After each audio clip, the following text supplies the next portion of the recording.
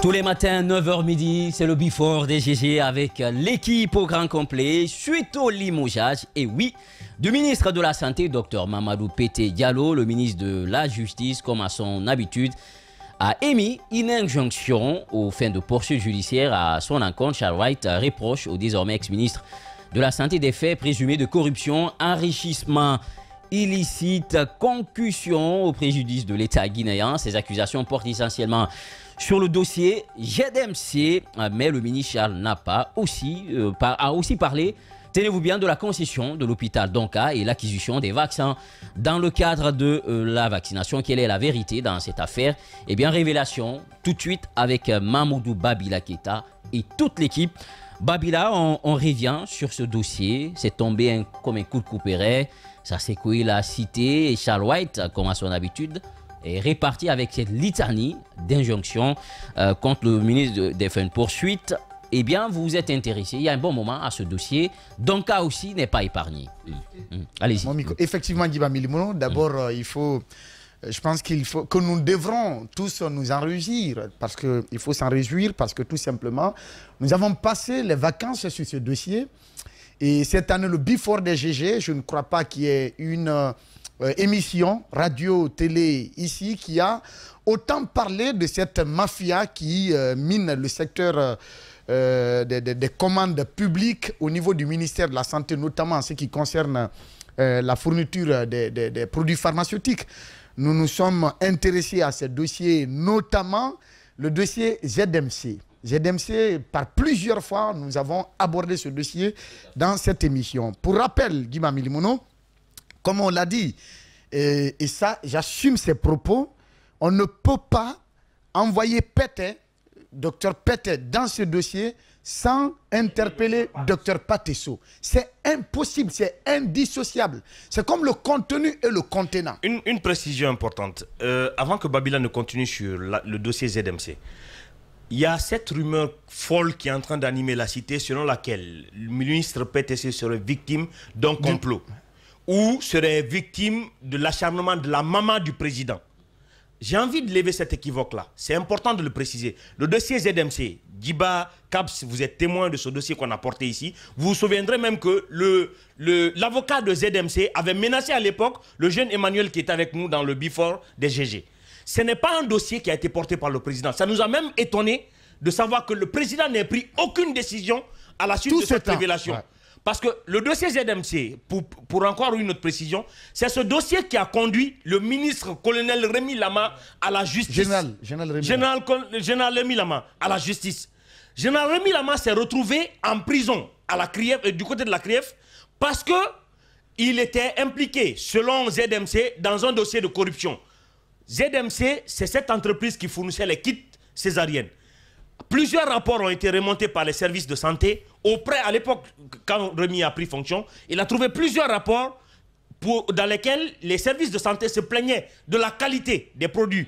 Il y a même des réserves qui avaient été faites par Dr Edouard Niakou. Justement, le ministre sortant avait émis des réserves. Quand Rémi a pris demandant la résiliation, il a trouvé ce rapport des services de santé et cette note de son prédécesseur.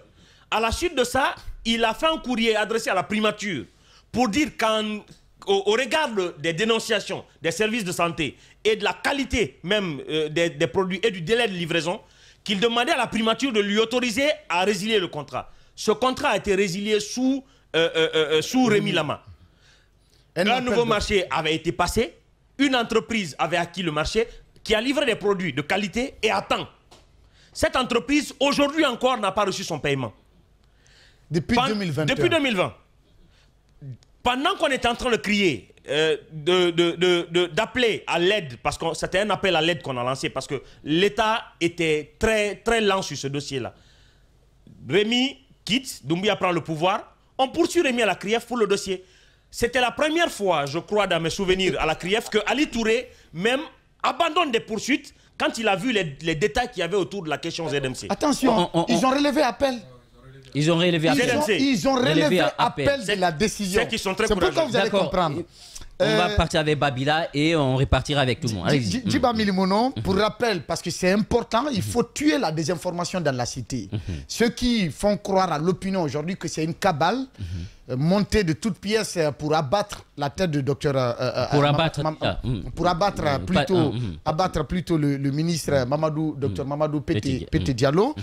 Il faut dire que ces documents que nous avons sous la main, Djiba Milimono, tu as la copie, la commande, le bon de commande qui avait été délivré par le ministre Pété Diallo en faveur de la société ZMC. Qu'est-ce qui s'est passé? Comme Alphonse déjà a épulsé cette partie-là, c'est quand il y a eu plusieurs griefs contre ZMC par rapport à la qualité de ses produits, au retard dans la fourniture, mais aussi et surtout, Djiba Milimono, là, c'est-à-dire ils se sont rendus coupables de faux et usage de faux en écriture publique. Comment?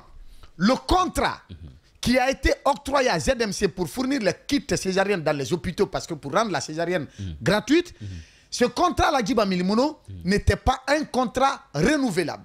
C'était un contrat de 3 ans, point barre. Ces 3 années-là, qu'est-ce qu'on a fait? Prenez le contrat, je mets quiconque au défi. Prenez le contrat des ZMC. Toutes les pages, vous verrez que c'est paraphé par 3 signatures. Mais la page qui rapporte au délai du contrat... D'ailleurs, la régie Poutine, vous avez le contrat avec vous. La page qui rapporte au délai du contrat, il n'y a qu'une seule signature là-dessus. Pendant que les autres pages du contrat comportent 3 signatures comme paraffé. Ça a été paraffé par 3 signataires. Ces 3 signataires, c'est le ministre, le représentant des ZMC et la personne responsable des marchés publics à l'époque, Dr Condé, qui se trouve être aujourd'hui en fuite. Depuis que ce dossier ZMC avait été soulevé à l'époque. On est d'accord? Ce contrat-là, ils sont allés introduire cette page-là dedans pour dire que le contrat de 3 ans est renouvelable 2 fois. Donc, 9 ans. 9 ans de contrat pour ZMC. Il y a eu substitution. Il y a eu substitution. Et la copie originale du contrat, Djiba Milimono, si on est tous les services qui sont concernés par l'établissement des marchés publics, vous ne trouverez pas la copie originale de ce contrat-là. C'est cette copie que nous avons avec nous, que nous avons brandi ici pendant les vacances. D'accord? Ça, c'est le premier élément. Malgré ce fait, docteur Pété Diallo, le ministre de la Santé, a bien voulu, c'est-à-dire quand il y a eu ces griefs, l'État a résilié le contrat de ZMC. L'État a demandé d'ouvrir un appel d'offres à l'attention de tous les fournisseurs. ZMC s'est abstenu de postuler à ce marché-là. Ils n'ont pas postulé. Ils se sont abstenus. Et donc, les fournisseurs, les grossistes ont postulé. Finalement, c'est la société Sogimap qui a bénéficié du contrat, Djiba Milimono. La société Sogimap bénéficie du contrat et fait les livraisons en bonne et due forme. Les PV de réception de ces produits ont été réceptionnés par les services concernés. Nous avons tous ces documents avec nous. D'accord? Djiba Milimono, et même, ça il faut le dire, ce qui n'a pas été le cas, et même les bons de commande de Sogimap comporte les prix unitaires et totalitaires. Chaque produit livré et la quantité, il y a les prix pour chacun des produits qui ont été livrés par la société Sogimap. Pourtant, le contrat de ZMC, on a publié, la régie peut l'afficher, il n'y avait aucune proposition de prix. Et c'est ça qui nous avait scandalisé. C'est le bon de commande, c'est ce qui nous avait scandalisé. Djiba Milimono, je vais, par exemple, ça c'est un bon de commande de la société Sogimap. Sogimap, le nombre de kits, c'est donné. On dit total des unités, c'est donné. Prix unitaire, il y a 3150, il y a 750. Les prix unitaires sont donnés dans le tableau. Et les prix total aussi sont donnés également pour chaque colonne. Vous avez tous les prix qui sont mentionnés. Mais contre toute attente, Djiba Milimono, quand il y a eu le 5 septembre, cette société qui était justement dans la légalité avec l'État guinéen et qui a fourni des services consommés par l'État, Djiba Milimono, il y a eu les procédures de paiement ont été engagées jusqu'à la Banque centrale. Les dossiers de paiement ont franchi tout le circuit. Toutes les étapes. Toutes les étapes pour se retrouver à la Banque centrale. Depuis janvier 2022, Djiba Milimono, les dossiers dorment dans les tiroirs du gouverneur de la Banque centrale et souffrent de paiement. On refuse de payer. La somme s'élève à combien? C'est autour de 58 milliards. On refuse de payer ces montants de la société Sogimap. Sogimap qui a eu le marché. Qui a eu le marché en bonne et due forme. ZMC revient pour Exactement. Très bonne question. Sogimap reste sur ce marché-là. Qu'est-ce qui se passe avec l'avènement du coup d'État? Dr Pété Diallo est venu. Nous apprenons qu'il y a un lien, quelle que soit la nature, on ne le sait pas, qu'il y a un lien entre Dr Pété Diallo et celui qui se dit être le représentant de la société ZMC. ZMC, c'est une société chinoise. Pourquoi on dit ZMC? Parce que la prononciation, c'est difficile, c'est en chinois. Donc, puisque les noms commencent par Z et MC, et donc c'est pourquoi on a résumé pour dire ZMC. Et même ce docteur Paté So dont on parle, qui se trouve être le représentant, c'est lui qui est venu voir docteur Paté Diallo pour, n'est-ce pas, demander...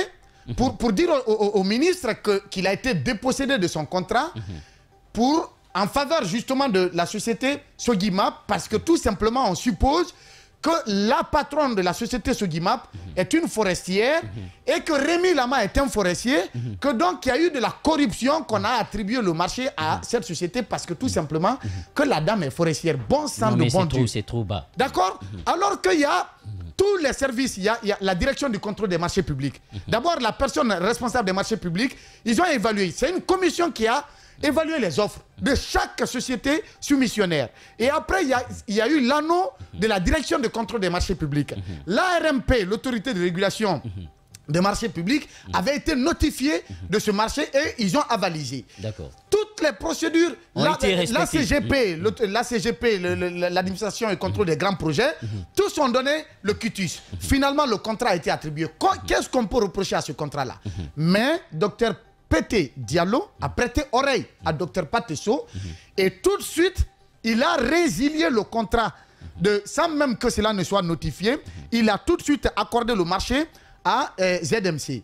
Il a accordé le marché à ZMC et la lettre en fait foi. Dr Paté Diallo, il a écrit cette lettre-là qu'il a adressée à ZMC. Sans procédure. Sans procédure. Sans appel d'offres.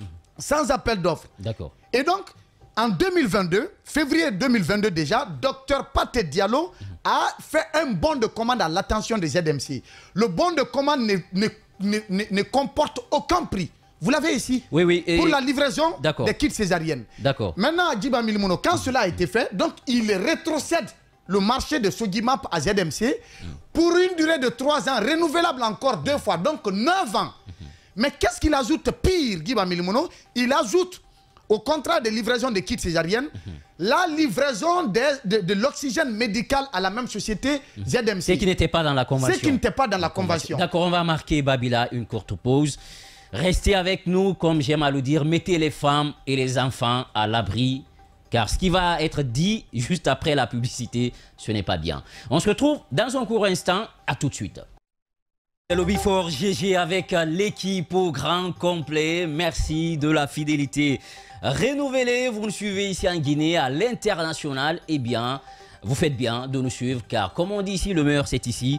Eh bien, suite au limogeage du ministre de la Santé, Dr Mamadou Pété Diallo, le ministre de la Justice, comme à son habitude, a émis une injonction aux fins de poursuite judiciaire à son encontre. Charles White reproche au désormais ex-ministre de la Santé des faits présumés de corruption, enrichissement illicite et conclusion au préjudice de l'État guinéen. Ces accusations portent essentiellement sur le dossier ZMC. On en parle dans un court instant, mais le ministre Charles parle aussi de la concession de l'hôpital Donka et l'acquisition des vaccins dans le cadre de la vaccination. Quelle est la vérité dans cette affaire? Babila, révélation exclusive. Dans un court instant, ils étaient 4 à vouloir présider aux destinées de la Fédération guinéenne de football. Maintenant, il ne reste plus que 3 dans la course après l'annulation de la candidature du général Mathurin Bangoura par la commission de recours électoral. Donc, il ne reste plus que 3 challengers, Bouba Sampil, Abdul Karim Bangoura, Akabe et Almami Seydou Silla. Qui d'entre eux va succéder à Antonio Soare à la tête de la Fegui Foot ici en Guinée? La question est sur toutes les lèvres. Eh bien, pour faire le tour de la question, nous recevons comme invité l'un des candidats, tenez-vous bien, non des moindres, il s'agit de Almami Silla pour débattre de cette actualité. À Kaloum, 2 familles se trouvent déchirées dans une guerre de succession autour de l'héritage d'un homme dont toutes les parties disent être les petits-enfants. On en parle dans un court instant avec Babila et toute l'équipe. Si tout va bien, nous aurons Komisgi. Dans cette émission, on parlera également de codage, mais d'un autre dossier sulfureux. On va parler de milliards dans le Before DGG. Mais d'ici là, on revient à vous, Babila, sur ce dossier pour apporter un éclairage pour que ceux qui nous suivent comprennent ce qui se passe autour du dossier ZMC. Qu'est-ce qui a précipité le départ du ministre Pété? Qu'en est-il de la concession d'Onka? Et ce que le ministre Charles White devrait faire pour éviter de mélanger les pinceaux. D'accord. Voilà, Djiba Milimono, on a déjà planté le décor. Oui. On a dit comment ZMC a acquis le marché. Et ça, ce n'était pas un appel d'offres. C'est l'État qui a donné un accord à ZMC. Et comme je l'ai dit, d'ici la fin, Poutine va nous aider à avoir les images, oui, le contrat de ZMC. Comme je l'ai dit, toutes les pages sont paraphées par 3 signataires, sauf la page qui rapporte au délai du contrat. D'accord. Donc, il y a eu substitution de pages dans le contrat ZMC. D'accord, on a justement... Malgré... Ouais. Voilà, s'il peut défiler... Voilà, ça c'est par rapport au renouvellement de la concession de la société ZMC. Donc, le docteur Rémi Lama a clairement indiqué que c'était impossible. Et les griefs qui lui sont reprochés, comme on l'a dit, la qualité des produits, le délai de livraison et beaucoup d'imperfections... Qui n'étaient pas respectées. Qui n'étaient pas respectées, les clauses contractuelles qui n'étaient pas respectées ont été reprochées dans ce courrier du ministre, le général Rémi Lama. On va aller devant un autre document, Poutine, le contrat de ZMC, le contrat dont on parle, la page qui a été introduite dans le contrat de ZMC. Alors, malgré ces faits qui ont amené l'État à prendre sa responsabilité de couper le pont avec ZMC, d'ouvrir la possibilité à ZMC et à d'autres, parce que si ZMC se sentait capable justement de continuer à fournir les kits césariennes à l'État guinéen, elle aurait soumis quand même sa candidature. Elle aurait soumis ses offres dans le cadre justement de ce appel d'offres qui a été lancé par le ministère de la Santé. Ils ne l'ont pas fait, ils se sont abstenus. Sogimap a eu le marché. Sogimap a eu un contrat avec l'État. Le contrat, on a les copies. Sogimap a exécuté les travaux. Les PV de réception ont été livrés. Et ce qui, d'ailleurs, a motivé la lettre de paiement qui a été faite par le ministre Lansine Condé quand il était au niveau des finances. Il écrit au gouverneur de la BCRG pour demander le paiement justement de la société Sogimap. Le courrier a été fait le 7 avril 2022. Il dit « Objet, fourniture de produits pharmaceutiques pour les soins obstétricaux et néonataux d'urgence et de kits Sounou. On appelle ça kits Sounou pour les structures sanitaires du pays. Monsieur le gouverneur, j'ai l'honneur de vous faire tenir 6 juin l'ordre de virement numéro tel émis pour la somme de 58 milliards 529 millions en faveur de la société Sogimap au titre de la fourniture des produits pharmaceutiques pour les soins obstétricaux et néonataux d'urgence à Sounou pour les structures sanitaires du pays, suivant le contrat numéro, il indique le contrat qui a été signé en 2018, eh bien, il dit « La dépense est imputable sur la ligne réduction des arriérés du plan de trésorerie de janvier 2022. Je vous serai gré des dispositions diligentes que vous voudriez bien faire prendre par vos services compétents pour le paiement de cette dépense. » Ça, c'est Lansine Condé qui l'a signé, quand il était ministre des Finances. Depuis lors, Djiba Milimono, ce paiement n'est pas fait. Le ministre de la Santé, Dr Mamadou Pété Diallo, enlève, c'est-à-dire, il sursoit à la collaboration de Sogimap, il rétrocède le marché de Sogimap qui avait été gagné à la suite d'un appel d'offres. Il rétrocède le même marché à la société ZMC de Dr Patesso. Dr Patesso, il faut le rappeler, c'est un agent public. S'il a démissionné, on n'a pas connaissance encore. C'est un chirurgien qui travaillait à l'hôpital Ignace Dine, mais qui a préféré ôter sa blouse au profit du business de médicaments. D'accord. Et donc, le Dr Patesso, il rétrocède le marché. Sans appel d'offres, on met Sogimap à la porte. Rien, on met Sogimap à côté et il fait un bon de commande. Comme on l'a dit, on a le bon de commande. Il demande la livraison des kits. Ça, c'était en février 2022. Il a signé, il a sa signature, on a le document avec nous. À l'antenne même. Ça, c'est d'abord voilà, pour les prix. Ça, c'est le bon de commande de Sogimap. Vous avez les tableaux, c'est rempli. Il y a tous les prix, on va aller devant. S'il y a un autre document à montrer. Tout le monde a vu, il y a les prix là-dessus.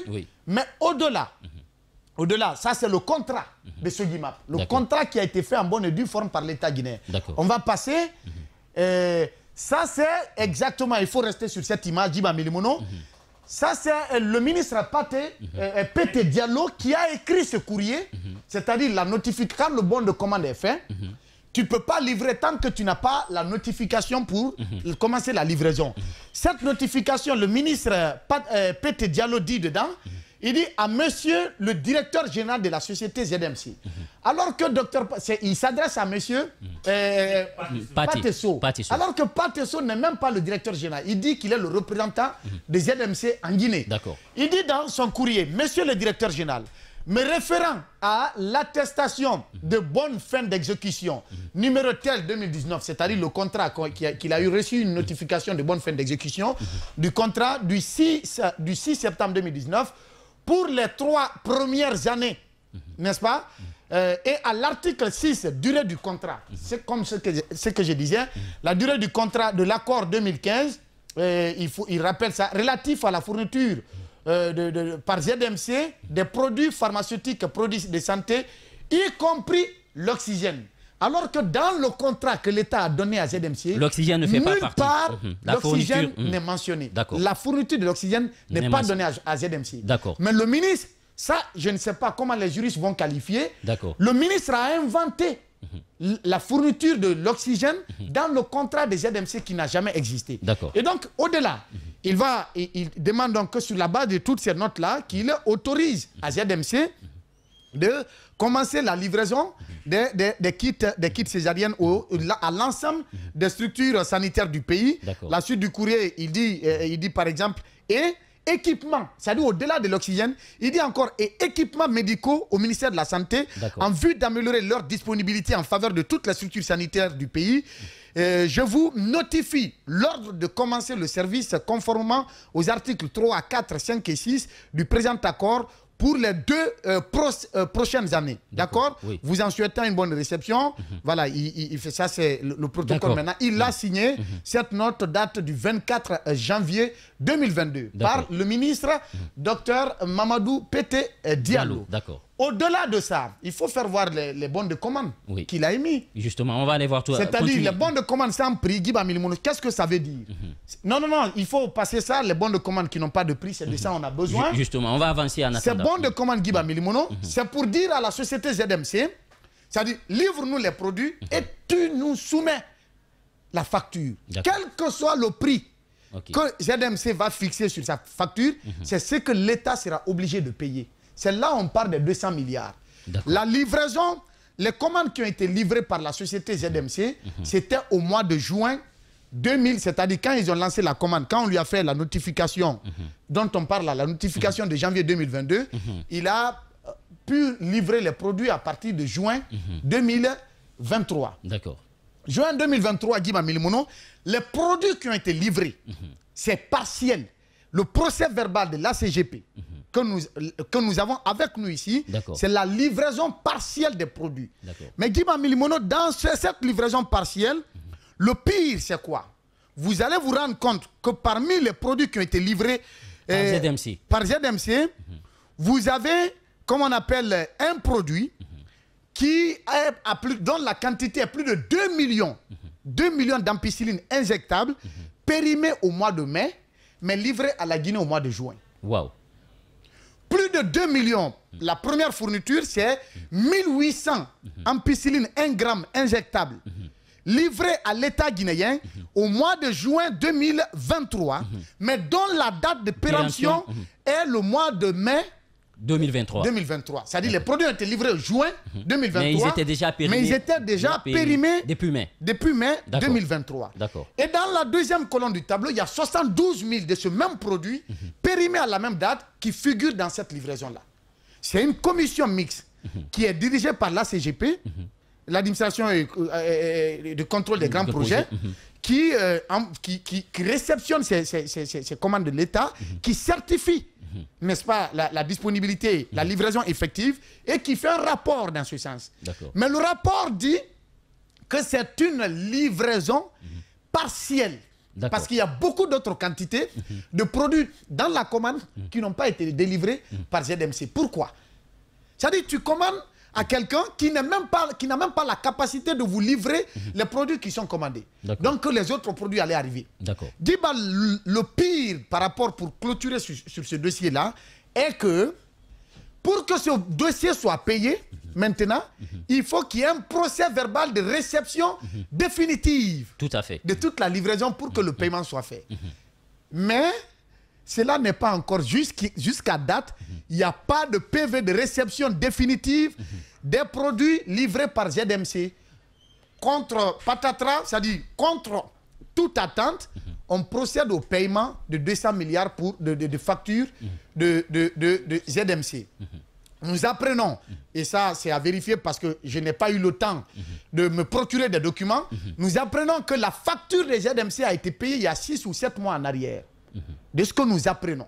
D'accord? D'ailleurs, la procédure en la matière, quand c'est comme ça, Djiba Milimono, la procédure en la matière au niveau des finances publiques a été complètement biaisée.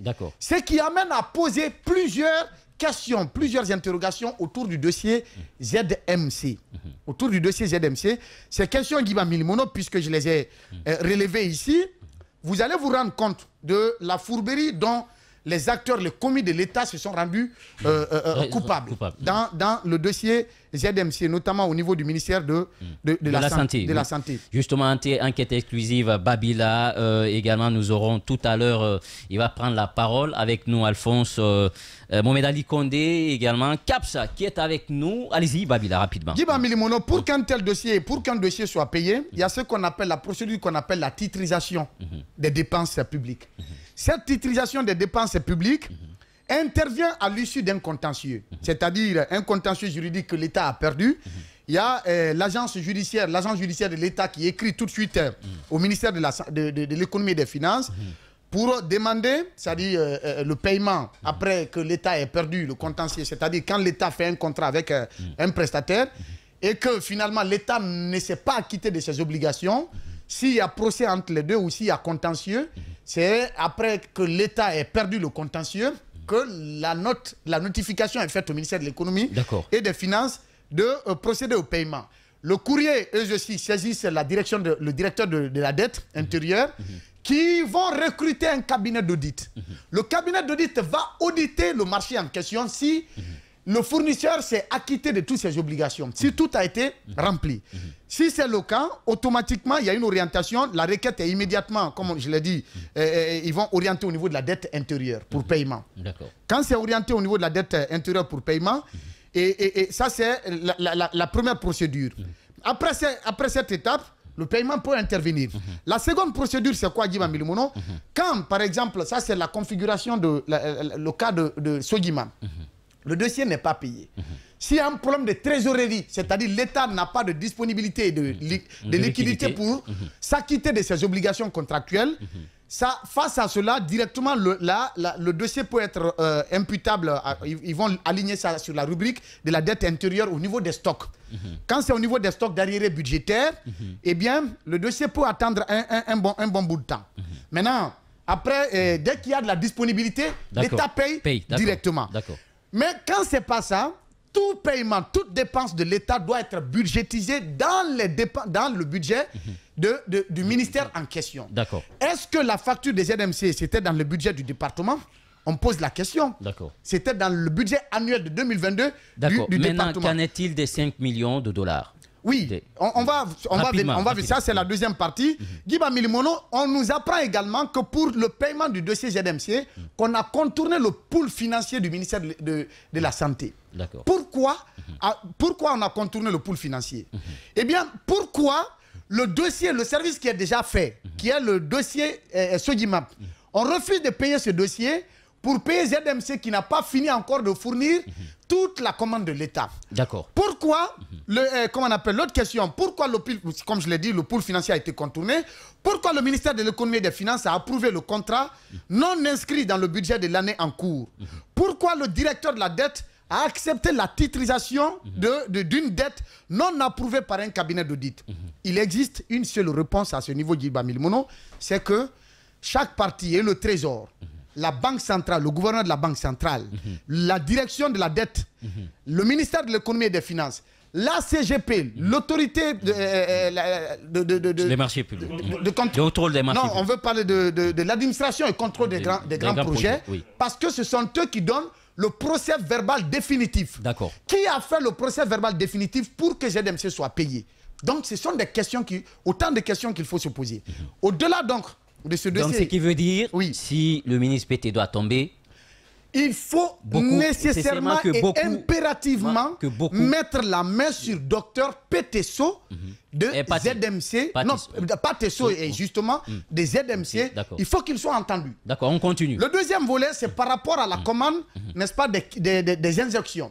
Aujourd'hui, c'est là où il y a le faux pas du ministre Charles Wright. En voulant aller vite en besoin, je vais le dire comme ça, il a mélangé les pinceaux oui, pour tenter de discréditer ou lancer du discrédit à certaines entités qui n'ont rien à voir avec ce dossier-là. Dans dans l'injonction qu'il a émis à l'attention du procureur général, il parle des vaccins pour la campagne de vaccination. Quelle campagne de vaccination? Il faut préciser les choses. Le secteur des injections, au niveau du ministère de la Santé, Djiba Milimono, c'est compartimenté. Il y a beaucoup de choses. Il y a l'injection pour la vaccination des enfants. Il y a l'injection, il y a des types d'injections qui sont livrées par beaucoup d'autres sociétés. Les injections dont on parle, c'est bien les injections en lien avec Covid. C'est-à-dire, c'est une commande d'injection anti-Covid qui a été faite par le ministre lui-même. Spoutnik. D'accord. Spoutnik, qu'il a commandé par le biais d'un fournisseur sénégalais, nous apprendons. D'accord. Par le biais d'un fournisseur sénégalais et sur financement, parce que c'est un prêt de la banque islamique. 5 millions de dollars que l'État va être amené à rembourser. À rembourser, oui. 5 millions de dollars. Ces vaccins-là, Djiba Milimono, il se trouve que c'est des vaccins périmés qui ont été commandés à partir de l'Inde et livrés à la Guinée. Ces vaccins, aucune injection, aucun de ces vaccins n'a été utilisé dans le cadre justement de la vaccination anti-Covid. D'accord. Donc, des vaccins périmés qui vont être détruits par l'État guinéen parce que ça ne peut pas servir. Et pour la destruction de ces vaccins Djiba Milimono, ça demande aussi des moyens. D'accord. La destruction des vaccins demande aussi des moyens.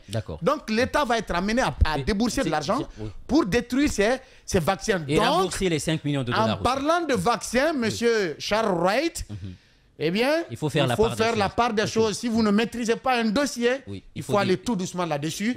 Parce que... Pour ne pas jeter en pâture les autres fournisseurs. Ce n'est pas les autres vaccins qui sont concernés, ce sont les vaccins anti-Covid. Spoutnik. Et l'autre vaccin qui est concerné dedans, ça c'est par rapport à ZMC. Comme je le disais, les 2 millions et quelques d'ampicilline injectable 1 gramme périmés qui ont été fournis par ZMC. Il faut faire cette précision. Troisième volet de précision par rapport à l'injonction du ministre Charles, c'est par rapport à la concession de Donka. Le ministre dit qu'il n'y a pas de contrat de concession. Bon sang de bon Dieu. Où il a enlevé cette information? Quand même, une autorité publique, un ministre d'État, qu'il veille, un garde des Sceaux, ministre des Droits de l'Homme, que lui veille vraiment. On va voir le contrat. C'est extraordinaire. C'est extraordinaire, Djiba Milimono. Quand je vois dans l'injonction du ministre ici, non mais, il faut qu'on arrête ça. Il faut qu'on arrête ça. Voilà, non, on ne doit pas se prêter à un tel jeu. Exclusif dans le Before. Il dit là, parce qu'on va répéter ces mots, il dit les mêmes pratiques sont répétées dans la concession de l'hôpital Donka et Eiffage où aucun contrat n'a été soumis. Monsieur le ministre Charlie. Le contrat. Attendez, je vous montre le contrat. Moi, j'ai tout ici. D'accord. Donc le ministre Charlie, il dit. Attendez, qu'aucun contrat n'a été soumis. À qui? Qu'aucun contrat n'a été soumis. Le contrat a été soumis à toutes les structures concernées. D'abord, Djiba Milimono. D'abord, Djiba Milimono, il faut rappeler les événements. Voilà, Poutine, vous pouvez contrôler votre WhatsApp. Vous avez le contrat. Il faut rappeler les événements. Le 16 décembre 2021, la décision du Conseil des ministres a autorisé le ministre de la Santé a signé une convention de concession de l'hôpital d'Onka. D'accord. D'abord, la convention de concession, c'est l'une des recommandations faites par le bailleur qui a financé le projet de rénovation de l'hôpital d'Onka. La Banque islamique de développement. Une recommandation express pour que les édifices soient mieux gérés au bénéfice de l'État guinéen. Donc, le 16 décembre 2021, le Conseil des ministres a autorisé le ministre Pété, ça il ne faut pas l'en vouloir sur ce coup, à signer la convention de concession de l'hôpital d'Onka. Au mois de février 2022, il y a eu l'obtention d'un accord pour l'utilisation de la procédure d'entente directe. D'accord. De la procédure d'entente directe du ministre des Finances suite à l'analyse du dossier du consortium canadien qui exploite aujourd'hui l'hôpital, qui est, comment dirais-je, à l'arrivée du CNRD. Donc, ça a été avalisé. L'État a donné son accord également de passer à un accord avec comme le groupe Netsen, le groupe canadien, Netsen Group du Canada. Courant du même mois, même mois février, il y a eu une commission mixte du ministère des Finances, du budget, des marchés publics, de l'ARMP, du ministère de la Santé, le contrat, le numéro du contrat. Le numéro du contrat, tout est paraphé, signé, cacheté. Voilà, n'est-ce pas? Monsieur le ministre, vous avez là le contrat. Ça, c'est le contrat. Voilà. Ça, c'est le numéro du contrat. L'enregistrement, ça, c'est le 1er mars 2022. D'accord. Le contrat est enregistré sous un numéro. Le numéro est là. Ils peuvent vérifier au niveau de la direction du contrôle des marchés publics.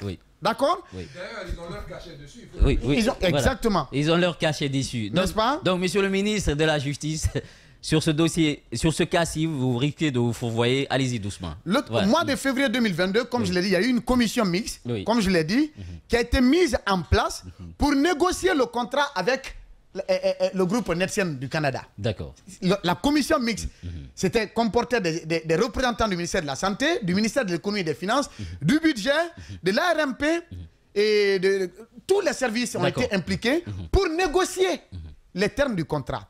Au mois de mars, il y a eu la signature, comme on l'a été signé au mois de mars 2022. Et en avril 2022, il y a une décision du Conseil des ministres qui a créé par décret présidentiel, c'est-à-dire une décision une décision du Conseil des ministres matérialisée, qui justement a recommandé, voilà, je veux dire, qui a recommandé qu'il y ait un décret du président de la République qui porte sur les statuts, attribution et organisation et fonctionnement de l'hôpital d'Onka. Il y a ce décret donc qui a été pris par le président de la transition, le colonel Mamadi Doumbouya. Ce décret, nous avons la copie du décret. Le décret, il est là. Existe encore. Voilà, on dit dans le décret, il faut rappeler que l'hôpital national d'Onka est un établissement public administratif doté de la personnalité juridique et jouissant de l'autonomie financière et de gestion. Il jouit par la même période de concession de 5 ans d'un statut particulier suivant lequel l'établissement public hospitalier sera géré sous forme de concession déléguée. Voilà, ça c'est le décret. Ça c'est le décret. Et la date, il faut aller à la fin pour donner la date. La date, il est là, signé colonel Mamadi Doumbouya, 4 juillet 2022. N'est-ce pas? Donc, c'est au sortir, c'est-à-dire à la sortie du Conseil des ministres du 22 avril 2022, que cette décision, cette recommandation a été faite, qu'il faut un décret dans ce sens. Ce décret a été fait par le président. Le mois de juin 2022, il y a eu un conseil d'administration qui a été nommé par le président de la transition. Conformément au décret. Conformément aux dispositions du décret du président de la transition. Parce qu'on dit que pour accomplir sa mission, l'hôpital national donc comprend pour la période de la concession 3 principaux organes. Un conseil d'administration, une direction générale, une administration générale assurée par un concessionnaire. À la fin de la concession, l'organisation de l'établissement public hospitalier sera limitée au conseil d'administration et à la direction générale à laquelle le concessionnaire aura rétrocédé la gestion. C'est ce que dit le décret. Donc, Djiba Milimono, c'est une précision importante. Si on vient à jeter l'anathème sur cette concession-là, même si on n'aime pas péter, il ne faut pas quand même l'en vouloir sur ce coup-là. Je vous assure une chose. Sur ce coup, il a fait un travail remarquable. Voilà. Remarquable à Donka, ça il faut le reconnaître parce que aujourd'hui, l'échec est orphelin. Hein. On veut lui jeter tous les mots, on le traite de tout. Mais laissez-moi vous dire, il a fait des miracles. Et les hôpitaux régionaux, Kindia et Labi ont commencé. Et ça, on ne peut pas jeter ça et tourner du doigt et jeter ça. Donc, Djiba Milimono, pour terminer, il faut dire au ministre Charles qu'il y a 2 pans dans l'injonction qui se trouvent être vraiment le contresens de la réalité des choses. Les vaccins pour la vaccination, c'est une société qui est reconnue dans la fourniture de ces vaccins-là, qui est Guy Biomed. D'accord.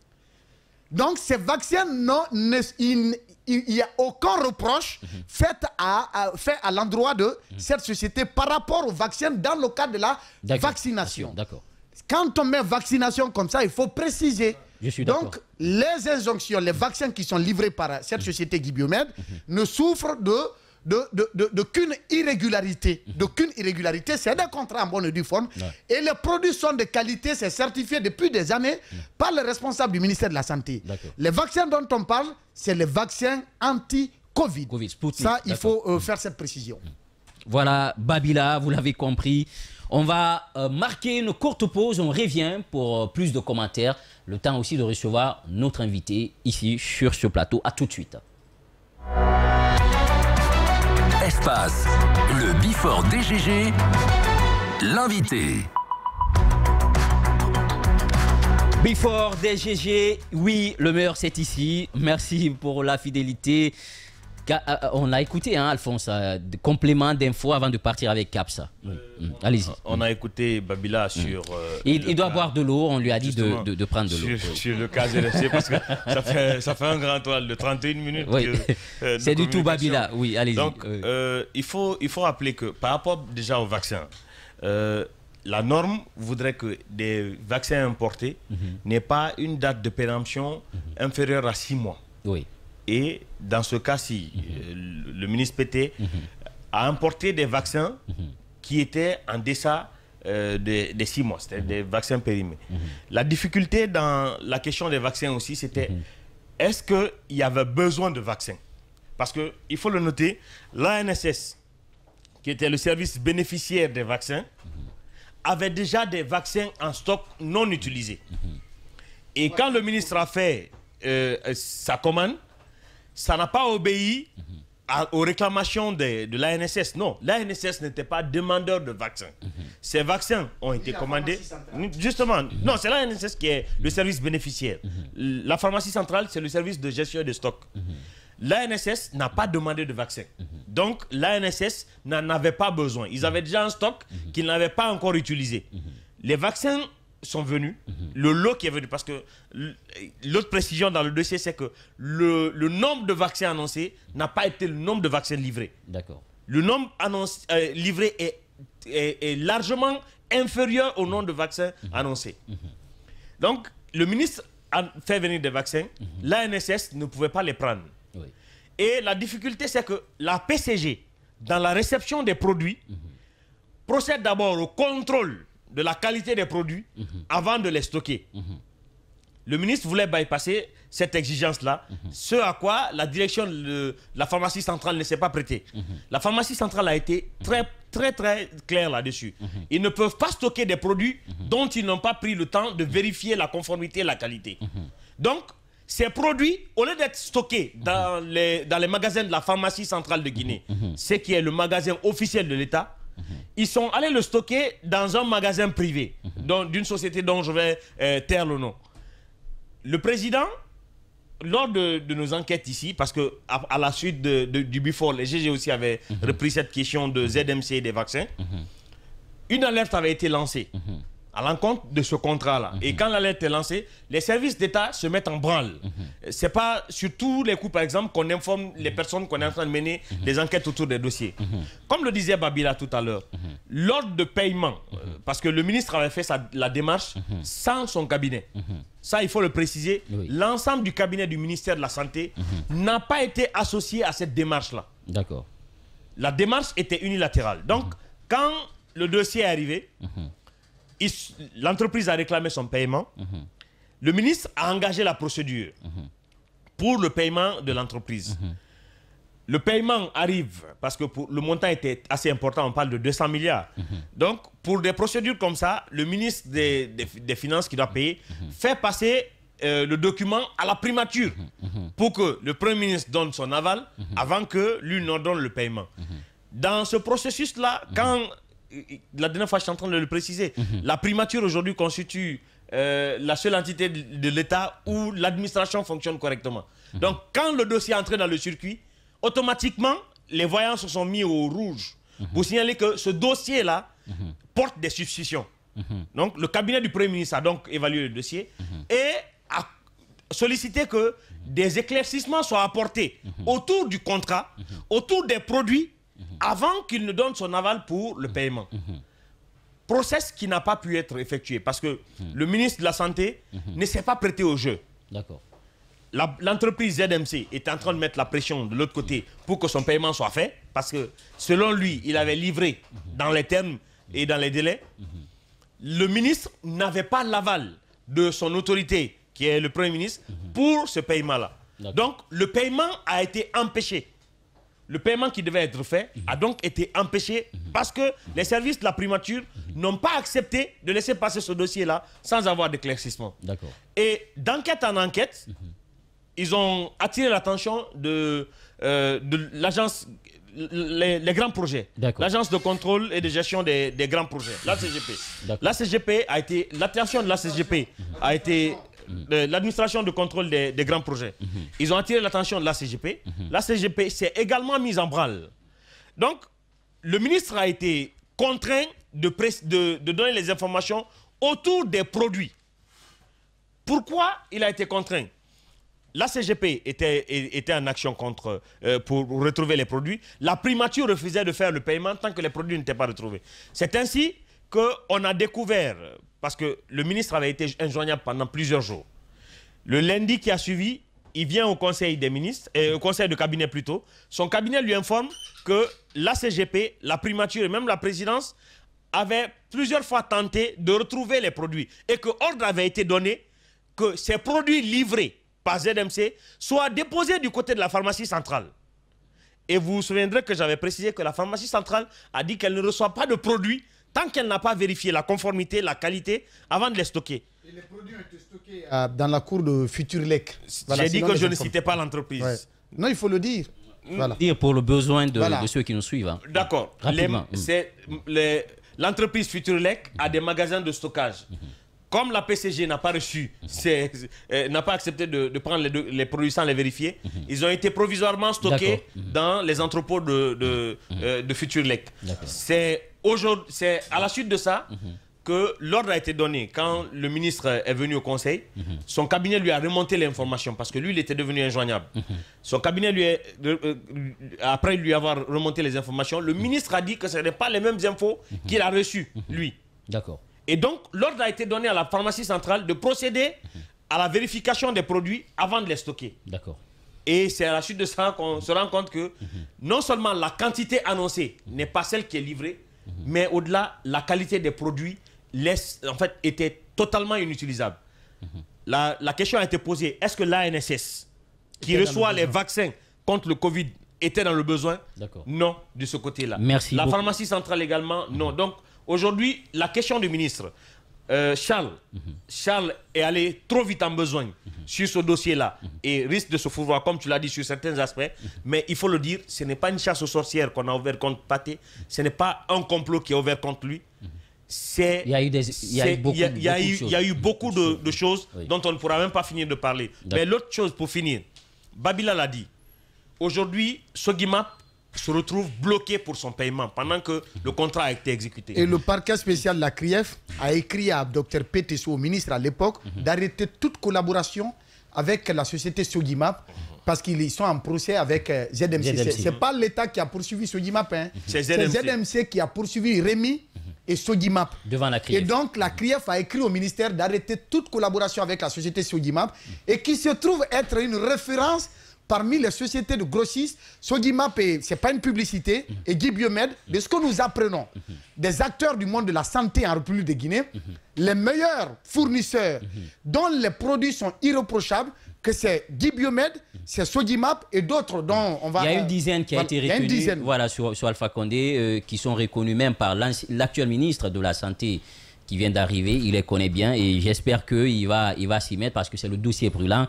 Caps, allez-y, on a écouté. Et ce qui est même paradoxal, pour rebondir sur la fin de l'intervention de Babila, deux sociétés, deux entreprises sont en contentieux à la justice. On demande à ce que l'État ne continue pas à collaborer avec une d'entre elles et on continue à collaborer avec l'autre tout bonnement. C'est justement des questions qu'il faille relever qui, à mon avis, ne renforcent pas la confiance de la population quant à cette justice-là. Mais parler de ce sujet-là, j'ai le cœur pincé. À la fois, je suis heureux, à la fois, je suis également malheureux de pouvoir en parler. Malheureux dans ce sens que c'est quand même des commis de l'État, des personnes qui ont un très grand niveau de responsabilité, même si pour le moment, c'est des présumés détournements dont on fait allusion. Mais on se pose quand même la question de savoir quel est le service ou quel est le mécanisme qui est mis en place dans le recrutement ou dans la sélection des cadres qui doivent gérer notre administration publique. Donc on se pose la question de savoir qu'il faut quand même s'interroger, enquêter sur la moralité des personnes qu'on prend, qu'on met à des fonctions. Et d'autant plus qu'on rentre dans une transition où les promesses étaient fortes, où on venait pour rompre avec les pratiques du passé, avec la corruption, la malgouvernance, entre autres, et qu'on se retrouve avec un ministre qui ose, pendant ce moment-là, se prêter à des exercices comme ça, même si on attend que ce genre d'initiative continue, parce que dans d'autres départements, ce qui est signalé est pire que ce qui aujourd'hui est sanctionné. Je suis d'accord. Et ça, c'est le côté que je ressens où je dis que je suis malheureux. Heureux dans ce sens quand même qu'il faut dire qu'au-delà de tout, on est quand même en train de faire valoir l'autorité de l'État et on est en train de contraindre les cadres au respect du principe de redevabilité. Actuellement, quand même, il faut rappeler, ils ont tous la pression. Exactement, et ça c'est bien. Avec ce qui est en train de se passer. Il ne faut d'ailleurs pas oublier que récemment, dans un des conseils des ministres précédents, le président rappelait aux ministres qu'aucun des ministres actuels n'était à l'abri d'une poursuite judiciaire venant de la CRIEF. Et quand on voit que ça se matérialise par ce premier cas du ministre Pété, c'est d'ailleurs pour dire que ayons le courage, Monsieur le Président, c'est une très bonne chose, et le courage de continuer parce qu'il y en a beaucoup de personnes. Même le dossier du ministère des Mines. Exactement, même le dossier du ministère des Mines. Les cadres du département des Mines sont convoqués ce matin à la gendarmerie. Eh bien voilà, pour aller enquêter là-dessus, pour ressortir les faits. Et je pense que ça, c'est quelque chose à saluer et d'ailleurs à poursuivre. Maintenant, encore une fois, Djiba Minimono, par rapport à ce sujet-là, il y a l'autre élément qu'il faut dire. Si le ministre Pété peut-être entendu sur ce dossier-là, c'est qu'il y a beaucoup de ramifications. Il est impossible ou impensable même qu'il puisse être seul dans ce dossier-là. Vous imaginez ce qu'on peut reprocher à ce ministre-là? Comment est-ce possible qu'un ministre de la République puisse accepter qu'on puisse accepter d'acheter une valeur de 5 millions de dollars de vaccins anti-Covid périmés? C'est inimaginable, c'est impensable même. Il y a une chose qui me fait mal, connaissant son parcours, connaissant son background, et on a reçu l'homme ici. Pour moi, il est le ministre le plus brillant. C'est ce que je me disais de ce gouvernement. Et avec tout ce qu'il a fait dans sa vie, je n'arrive pas à comprendre jusque-là. Est-ce que c'est vrai ce qui est en train de se passer concernant Pété? Il faut que la justice nous aide, parce que cet homme, à un moment, je l'ai côtoyé, je me dis, je pouvais donner ma tête à couper. Est-ce que c'est vrai ce qui est en train de se passer? Espérons qu'il y a des erreurs qui se sont produites à des niveaux. Il faut que la justice fasse son travail. Donc, comme pour dire d'ailleurs, vous savez, ce n'est pas le premier cas pendant ce régime de la transition-là avec le CNRD. Le premier cas, c'était le ministre Yaya Sow. Avec le ministre Yaya Sow, c'était la même chose. Et finalement, la justice l'a blanchi. Et ce sont des interrogations que nous nous posons. Sauf que ce cas est différent. Pour le ministre Yaya Sow, par exemple, c'était lié à la question de l'audio, la répartition des marchés. Il n'y avait pas de signature. Mais dans le cas du ministre Pété, on a attiré lui-même son attention ici. Le contrat ZMC, là où il n'y a pas de bordereau de prix, je veux simplement dire que pour le moment, encore une fois, même quand le ministre l'interpelle, on parle de présumé. Au regard même de tous ces différents éléments qu'on a pu mettre en avant, encore une fois, c'est pour dire qu'au regard de tous ces faits-là, on attend de la justice, qu'au regard de tous ces éléments qui ont été brandis, que la justice fasse son travail. C'est quand même regrettable de savoir quand même qu'un homme de sa trame, avec un parcours qu'il a, des Nations Unies, qui se retrouve à la CRIEF en passant par le ministère, si cela s'avère vrai, c'est vraiment c'est lamentable et c'est une grosse déception et ça n'honore même pas le pays. Le pays et on ose croire que c'est des erreurs, c'est une sorte de cabale. On ose croire pour celui qui a connu l'homme, pour son parcours. Allez-y, Mohamed Ali. quand le ministre Pété a été limogé, moi, je fais partie de ceux qui ont applaudi, pas parce que je savais qu'il y avait cette affaire, mais pour manque de résultats. Honnêtement, moi, je l'en voulais pour manque de résultats parce que j'estimais que quelqu'un comme lui, en qui j'ai eu confiance, comme vous, c'est l'un de mes meilleurs ministres quand ils ont été nommés de par son parcours et de par sa présentation, surtout de quand il se présente devant vous, vous sentez qu'il maîtrise ce qu'il est en train d'être fait. Que 2 ans après, on soit à ce niveau de développement du ministère de la Santé sans apport remarquable, je n'arrivais pas à tolérer, mais ça, c'était personnel. C'est pourquoi que cette affaire soit révélée, racontée comme on nous l'a expliqué ici avec des documents à l'appui, M. Pété a beaucoup de choses à nous dire. Mais pour moi, c'est surtout un défi pour notre justice. C'est un gros défi pour notre justice parce que de tout ce qui a été expliqué, c'est un avis et en fonction des documents que nous avons en possession, qu'on nous a donnés. Ce sont nos explications. Mais qui peut le condamner fermement? C'est la justice qui doit dire finalement, on t'a écouté, on a écouté l'autre partie, on a les documents à notre disposition, on conclut finalement que Dr Pété, vous êtes condamné à tel parce que vous êtes responsable. À partir de là, il est condamné en réalité. Sinon, il a encore les moyens de s'expliquer et de laver sa dignité.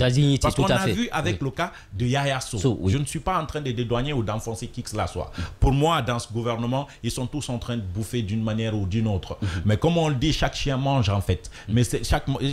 comment on dirait, c'est en socio on le dit, hein, comment on dit exactement chaque chien, voilà, en sous on dit en fait, en réalité, vous voyez. Donc du coup, je sais que tout le monde se trouve dedans, mais il faut que ça pète quelque part.